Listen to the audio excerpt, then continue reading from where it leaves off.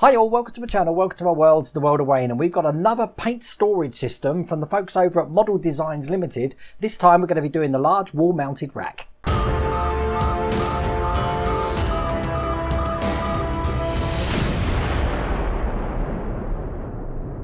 Now the first rack that I received from Model Designs I actually won in a competition, which was this one here, which was the Tamiya lacquer paint rack. This is available on their website, and what I'll do is I'll put their link down here so you can go across and check some of this stuff out for yourself. They do all sorts of paint solution racks and also tidies for craft and hobby spaces as well. And I've just shown you some pictures up on the screen here of some of the sort of things that you can get from their site. Absolutely brilliant, and what I suggest is sign up there and also join the forums so you can discuss everything you see here, pretty much everything model based as well. But I'm excited about this one because this is the large wall mounted rack, and I'm going to be putting this exactly underneath the one I've got there, and this one's a lot bigger than the ones I've done before because I absolutely love using Vallejo paints, and believe me, that's a struggle for me to say the word Vallejo. For years I've been calling them Valjean paints. Now the racks do come in different paint sizes, so the one you're going to see here is the one that I really want to use, which is for the Vallejo paints, and that holds 147 paints. You can get a Tamiya version which holds 112 bottles, and also an MRP or Alclad one which holds 112 bottles. Now I'm going to show you how we can put this together using nothing but a Phillips head screwdriver and show you how quick it is and how impressive it's going to look on that wall when it's finished. Now as you can see, I've got all the parts out. I haven't got the backboard yet because that's ginormous, and I'll show you what that looks like at the moment.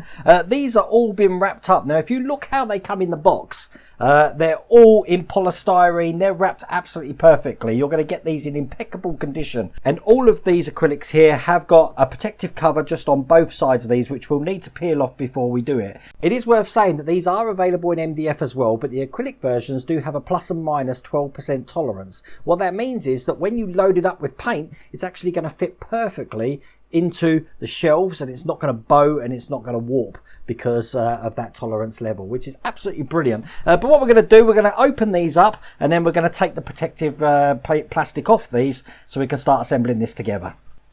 Okay, I've undone them. What I'm going to do is I'm going to take all of the actual stands and put them just to one side for a second, because the first thing I'm going to need is these parts here. Now these are the side walls for the paint rack, looking just like that. They are quite big, and I think I'm zooming my top camera out as much as I can. But what we need to do, again, you've got a white side here and a grey side. All of this is basically a protective material which we're going to need to remove. It is worth noting that one of these sides, if I show you on a close-up camera there, has got a hexagonal nut hole, and on the other side it's round. We need to know that because this side here needs to face out when we assemble the stand. So the first thing we're going to do is I'm just going to take one of these sides and take the protective plastic off. And I'm telling you now, there's no degree of satisfaction there is of doing this for the first time. It feels so good to do that. So we've got that side off. Let's do the other side. Once again, just pick away at the corner, and that will come off really easy, just like that. Now what we're going to need to do is assemble this to the back plate of the actual rack. Now the back plate is absolutely ginormous for that one, so what I'm going to do is just put this to one side and we're going to bring that up.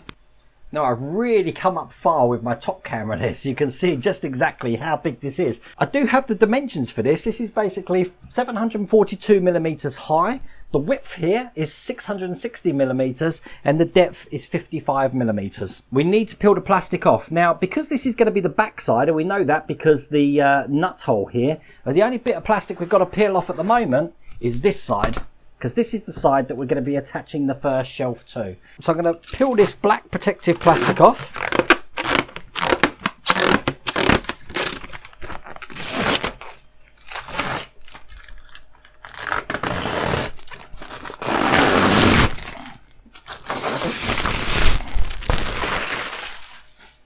Just like that, and then we're basically ready to put the first side in. Now this is one of the sides we've got here, and as you can see, this fits absolutely perfectly on the side camera there, in there just like that. Now what we need to do is we need to keep this in place. Now to do that, what we use is these L-shaped brackets here, and they come with the screws. One screw is going to be going to go into the side shelf, the other screw is actually going to go into the base here, looking just like that. The nut will go in behind this plastic part here, just on the section you saw earlier with the actual template of a nut looking on it. So quite simply, to put it in, if I actually just do this first, I'm going to put the nut in this side here, and I'm going to hold that in with my finger. Then I'm going to put the L-shaped bracket on top, just like that, and then we're going to screw this into place. So I'll line the screw up, keeping my finger underneath so the nut doesn't move, and I'm going to start that with my hand to start off with, and then we just use our screwdriver to tighten it up. I'm not doing it too tight at the moment because I've got one here to do and one here to do. So once again, I'll just line up where these are going to go, here and here. And once again, we're going to put a nut through the other side and the bolt screw through the top. And what we do is we keep the washer on this side with the bolt. So the washer is going to be going in through the top with the bolt.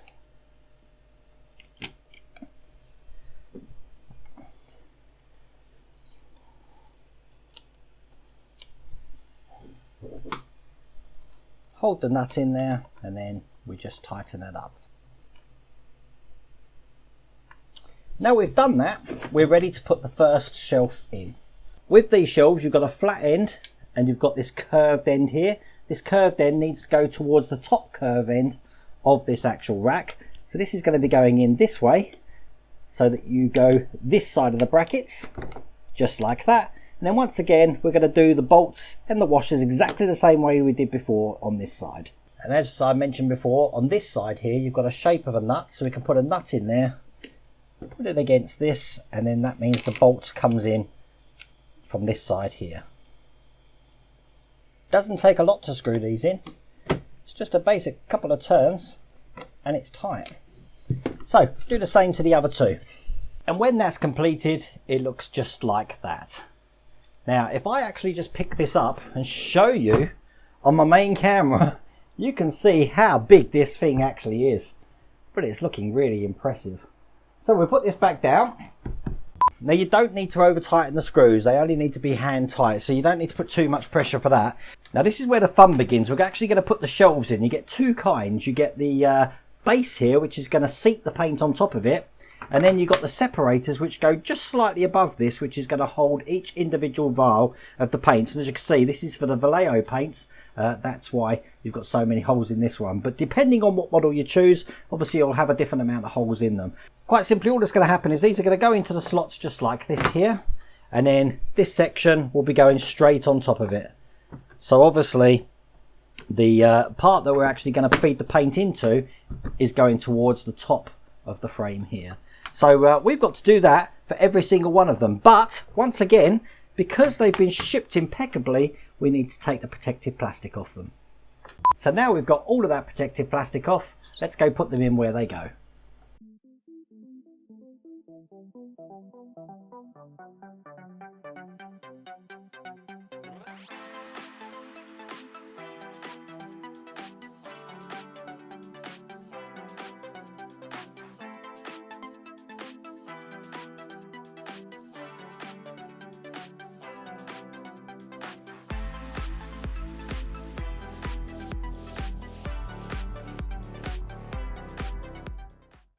And there we go, that's all of them in place. And just looking on that side camera there, how impressive does that look? Now, all I've got to do now, I'm going to spin this round.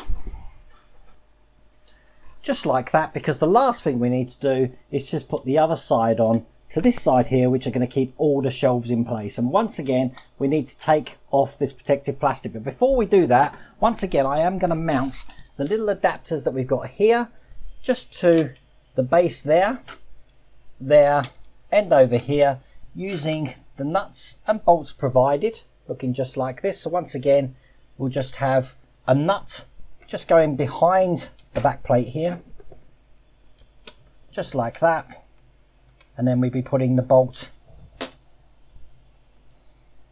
through the top here to keep that in place, and then just tightening that up with our screwdriver, just like that. As I said, just hand tight it needs to be.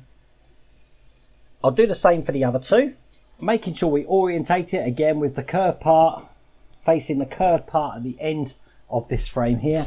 and this is just going to go into this side. It's going to be a little bit more tricky because what we've got to do on this side is we've got to slot each one of these shelves into the holes that correspond into this side. So we'll do that now. And I'm going to start at one end and then work my way down the actual whole rack here.